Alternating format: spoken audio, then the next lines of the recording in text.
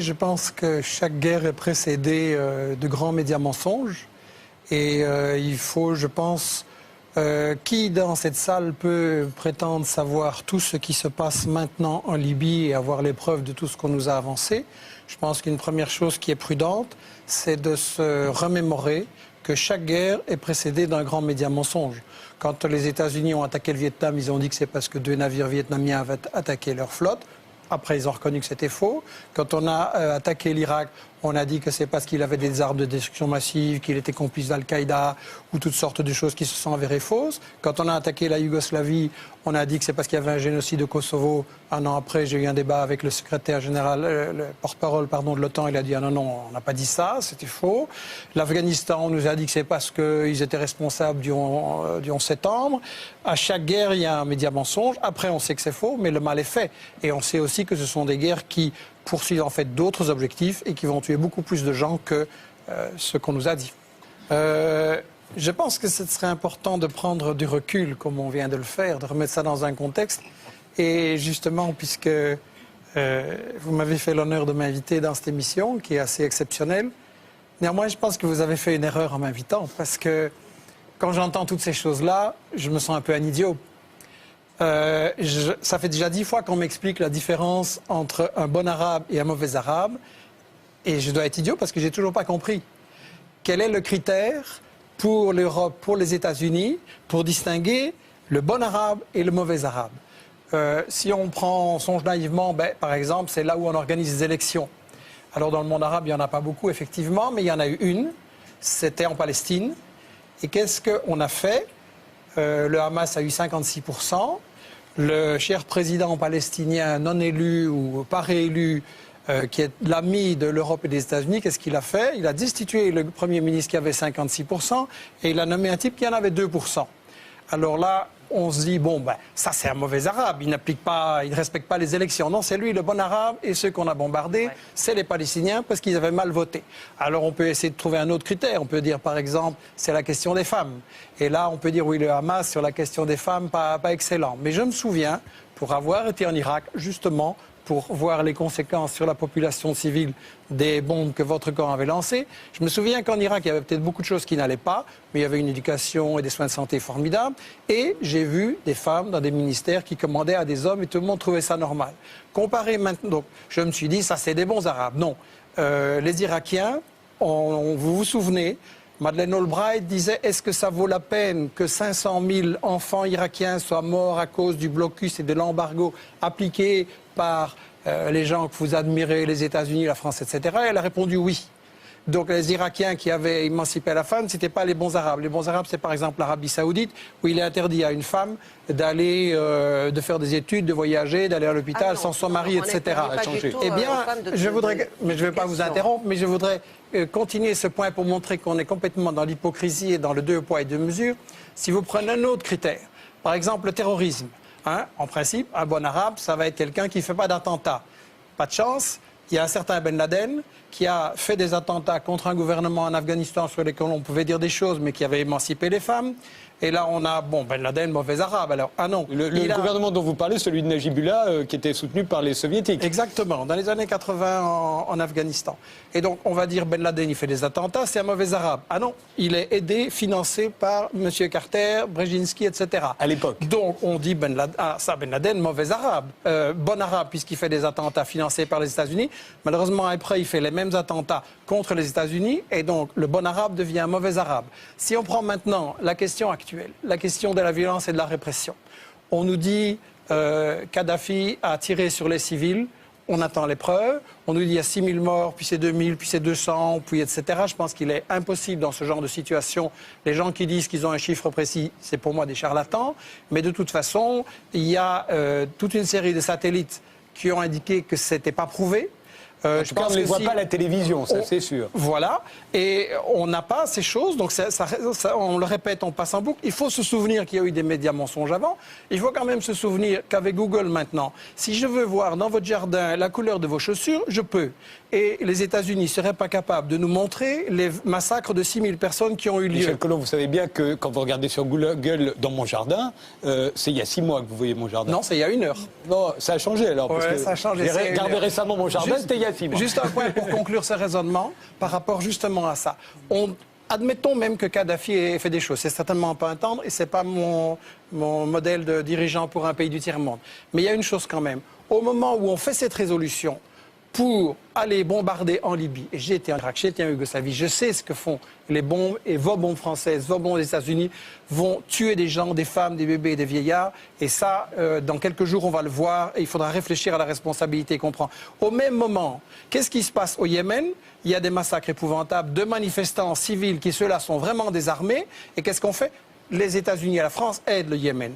Il se passe au Bahreïn des choses épouvantables où on tire directement sur des manifestants désarmés. Et qu'est-ce qui se passe? Ce sont les États-Unis qui l'ont organisé en envoyant 2000 Saoudiens pour aller tirer sur les manifestants désarmés. Alors je m'excuse, si on veut changer de régime, si on veut mettre fin à certaines dictatures, eh bien je peux fournir à M. Sarkozy et à Obama l'adresse où se trouve le roi Fahd, et ils n'ont qu'à commencer par celui-là. Seulement, évidemment, celui-là, c'est leur ami, il leur dit merci. Et le bon arabe, finalement, dans toute cette définition, c'est l'arabe qui est à genoux, qui donne son pétrole aux États-Unis, et celui-là, il pourra traiter les femmes en esclaves, commettre des tortures, du terrorisme. Celui-là, on lui fera rien, parce qu'il dira toujours merci aux États-Unis et à M. Sarkozy. C'est Bah ouais. Mais de Écoutez, quand la jeunesse tunisienne lance contre Ben Ali en disant on en a marre que ce type se remplit les poches et de sa répression et de ses violences, à ce moment-là, que fait votre ministre? Elle propose ses flics pour aller aider à matraquer les manifestants. Si vous voulez me faire dire que le et gouvernement Ben français... Ali, la France, je m'excuse, l'a protégé jusqu'au pied de l'avion qui l'emmenait. Et là, tout d'un coup, vous me dites que toucher... est allé trop loin. Kadhafi est allé trop loin. Je vous laisserai parler, mais si vous voulez me laisser gentiment terminer... Et vous dites des choses incroyables et d'une simplicité biblique. Je dis des choses qui ne sont pas à la télévision tous les jours, comme ce que vous avez dit. Et c'est pour ça que ça peut prendre... On ira plus vite si on ne va pas ensemble. Et c'est pour ça que ça peut prendre un peu de temps pour que ça puisse être expliqué aux gens. Après tout, ce sont des choses qu'on ne dit absolument pas dans les journaux télévisés. Donc je voudrais quand même dire une chose. Votre gouvernement qui protège... Mais c'est aussi le vôtre, en fait. Il est belge. Ah, vous êtes belge. Pardonnez-moi, je dis je suis belge, personne n'est parfait. Et si on veut aller au fond des choses... si vous ne coupez pas, je pense que le spectateur aura plus de chances de se faire une idée des deux positions. En fait, les États-Unis et la France ont essayé de protéger Ben Ali et Moubarak jusqu'à la dernière seconde. Et le cas d'Gaddafi est légèrement différent parce que, oui, c'est un dictateur, oui, c'est un corrompu, oui, il y a des comptes en Suisse, mais d'un autre côté, il a nationalisé le pétrole et là, il a déplu à Exxon, à Total et à BP. Il a soutenu les Palestiniens et là, il a déplu aussi. Et ce qui se passe... Ce qui se passe, je les ai rencontrés, les gens d'Exxon, je peux vous dire qu'ils ne leur déplaisaient pas du tout. Ce qui se passe, c'est que les États-Unis et la France essayent en fait de casser le printemps arabe. On ne le soutient pas du tout. En Tunisie et en Égypte, on a essayé de mettre des sous-fifres à la place de la même chose. On change 2-3 figures, d'ailleurs mourantes, pour que rien ne change sur l'essentiel. Et en Libye, je pense, comme il a été dit, qu'il y a un soulèvement populaire, il y a des aspirations, effectivement. Il y a aussi une guerre civile provoquée, armée par les États-Unis et par la Grande-Bretagne. Et on veut un changement de régime, parce qu'il y a une chose que les États-Unis craignent énormément, c'est que si vous avez la Tunisie, l'Égypte qui continuent à évoluer, et la Libye qui forment un ensemble opposé aux États-Unis, opposé à Israël, mais là on est dans les véritables buts de guerre de toute cette histoire-ci et de cette guerre en Libye. Un, c'est le pétrole, il faut quand même avoir le courage de le dire. Comme en Irak, c'est une guerre pour le pétrole, parce qu'il s'agit de contrôler le pétrole partout, qui rapporte énormément. Et deux, il s'agit de bloquer le monde arabe qui est en train de dire ce pétrole, au lieu qu'il aille dans les poches de Total et de Chevron, il pourrait servir à ce qu'on fasse comme Chavez ou comme Evo Morales un développement social avec l'éducation, des soins de santé gratuits pour tout le monde, un travail pour tout le monde, que le pétrole soit utile et pas comme vos amis, le roi Fahd et les émirs du Qatar, qui construisent avec le pétrole des tours de 600, 700, 800 mètres dans lesquelles une suite ça coûte 20 000 € la nuit. Et ça sert à quoi ça pendant qu'il y a des crèves la faim partout dans le monde? Oui, il y a quand même 2-3 choses sur lesquelles il faut être clair. On dit comme si ça semblait normal, naturel, on va changer de régime. c'est illégal au regard du droit international. On a le droit d'intervenir pour défendre un pays victime d'une agression. Pas pour, dans le cas d'une insurrection armée, dire qu'on soutient un tel camp à la place de tel autre. Si on commence à autoriser n'importe quel pays à intervenir sur ce genre de choses, mais demain la Russie va dire ce qui se passe au Bahreïn c'est dégoûtant, moi j'interviens et je change de régime au Bahreïn. Et la Chine va dire l'Arabie Saoudite ça ne me plaît pas. Les Iraniens en tout cas. Les Voilà. Iraniens vont le faire. Mais je prends des hypothèses théoriques pour qu'on se rende compte que c'est ridicule.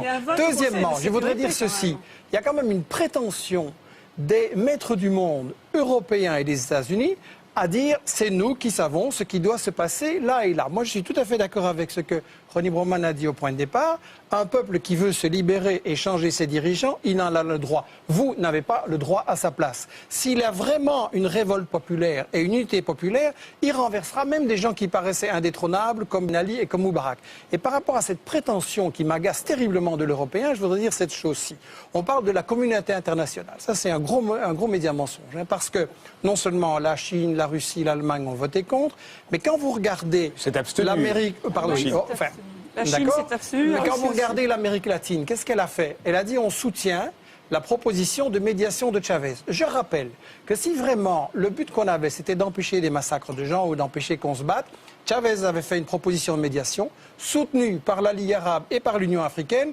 Et on l'a refusé. Pourquoi? Et il se passe la même chose à chaque guerre. Contre l'Irak, contre la Yougoslavie, contre l'Afghanistan, il y avait chaque fois des propositions négociées et c'est l'Europe et les États-Unis qui les refusent. Donc c'est qu'il y a des buts cachés.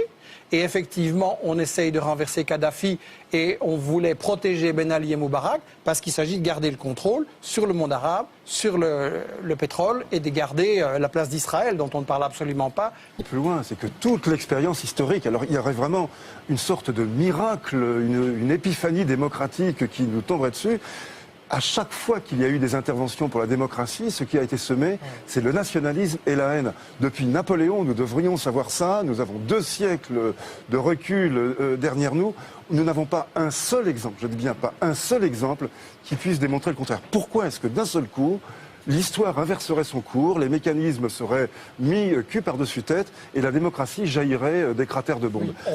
Je pense que les gens qui nous regardent et qui essayent de se dire qu'est-ce qu'il faut faire, est-ce qu'il faut intervenir par rapport à ces situations, peuvent se dire 2 choses. La première, c'est que chaque guerre précédente nous a été vendue avec ce qui s'est avéré par après, un média mensonge, comme vient de le dire Ronnie Broman.